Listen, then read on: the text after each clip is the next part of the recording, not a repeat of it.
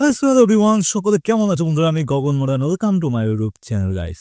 এই সাজেশনটা আমার বিকল্প যবে থেকে চ্যানেল খুলেছি তবে থেকে আসছিল গাইস, যে বাংলাদেশে ঢাকায় যে সমস্ত বাস চলে সেগুলোকে মুড়ির টিন কেন বলা হয়। আর এমনকি কো স্টুডিও বাংলা সিজন 2-তে মুড়ির টিন নামক গানও এসেছে, বাট আমি ভেবেছিলাম অরিজিনাল মুড়ির টিন যেটা হয়, কিন্তু না, এখানে বাসকে বলে মুড়ির টিন। সেটা কেন, তো সেই ইতিহাস জানার জন্য আজকে ফ্রম দ্য চ্যানেল ফাপড়বাজ ফান থেকে আমরা দেখব ঢাকা পৃথিবীর একমাত্র শহর যেখানে বাসের নামে মুড়ির টিন রাস্তা চলাচল করে গাইস। ওয়াট গাইস, প্রচন্ড কৌতূহল গাইস, তোমরা তো অলরেডি জানো, বাট আমরা জানতে বিষয়টা আসলে ব্যাপারটা কি। তো সময় নষ্ট করছে আমাদের ভিডিওতে, লেটস গো, চলো।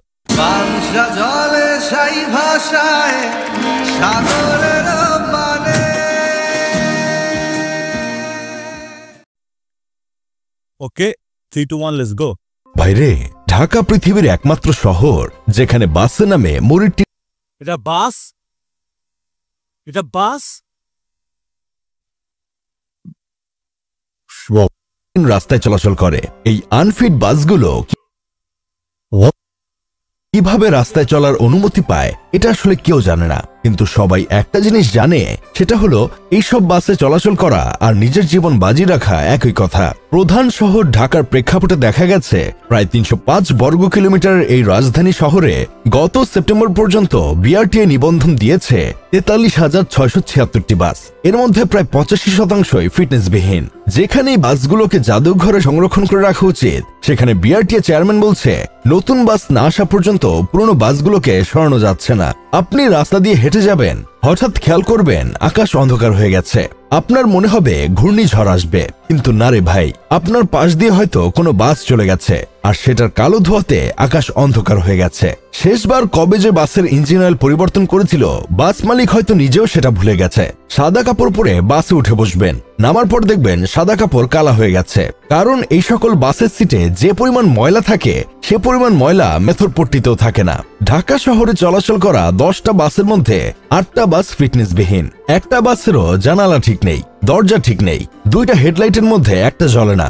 ড্রাইভার যদি খিলগাঁও ব্রেক চাপে, কমলাপুর এসে বাস থামে। আবার গিয়ার বক্সের অবস্থা এমন, গিয়ার বদলানোর সময় মনে হয় ড্রাইভার ইট পাথর দিয়ে টুকাটুকি করছে।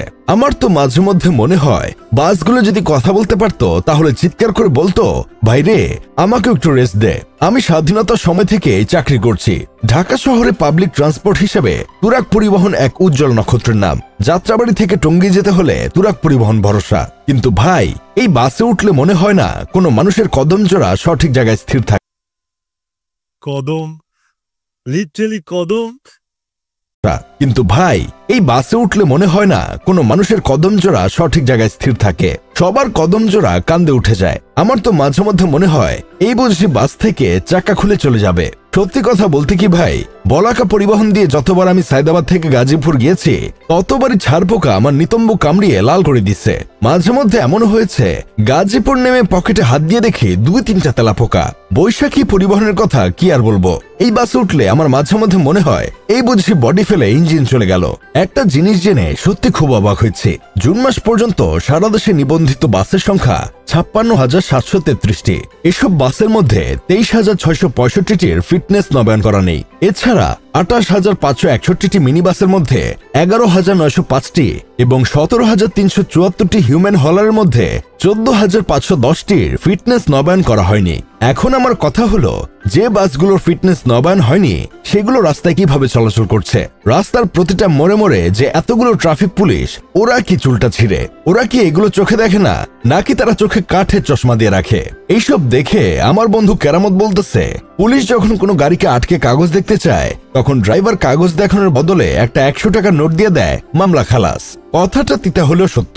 100 টাকার কাগজের নোটের কাছে প্রশাসন জনগণের জীবন বিক্রি করে দেয়। যাই হোক, শেষমেশ আমি গোলাম হোসেন একটা কাজের কথা কই। এই ভাঙাচোরা বাসগুলোতে প্রতিদিন হাজার হাজার মানুষ যাতায়াত করে। কেউ অফিসে যাচ্ছে, কেউ স্কুলে, কেউ হাসপাতালে।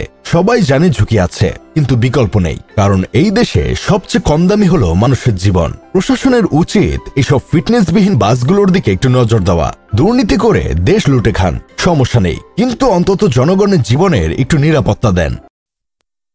বাস চেঞ্জ হবে না, কারণ বাসের যে সমস্ত মালিক আছে বাংলাদেশের, তারা কখনোই চাইবে তাদের বাস রুট থেকে গায়েব হয়ে যাক গাইস। এটা একটা সমস্যা সব ক্ষেত্রে থাকে। কিছু কিছু মানে কি বলবো আর, বাসে একটা ইউনিয়ন আছে গাইস, তুমি ভালো করে জানো সেটা, সেটা কখনোই তারা চাইবে না নতুন বাস ঢোকাবে এটা, ঠিক আছে? কারণ ঢাকা শহরে, আমি যতদিন ঢাকা শহরে যে জ্যাম বাজে, পায়ে পায়ে জ্যাম, মানে পা একটা পা দুটো পা ফেললেই জ্যাম, তো সেখানে বাসগুলো যেভাবে যায় হেঁটে হেঁটেই যায় কিন্তু বাসগুলো, ঠিক আছে?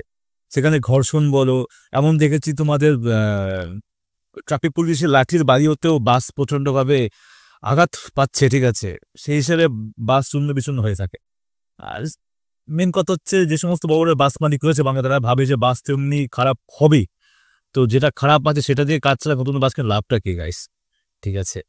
তো প্রচন্ড ইনফরমেটিভ। আর মেন কারণটা যেটা জানলাম যে মুড়ির টিন কেন মানে জাস্ট বিবার ঝনঝন করে আওয়াজ হয় বলে, আই গেস। তাই তো তোমাদের এই ছিল আজকের মতো, আবার দেখা নেক্সট সবাই।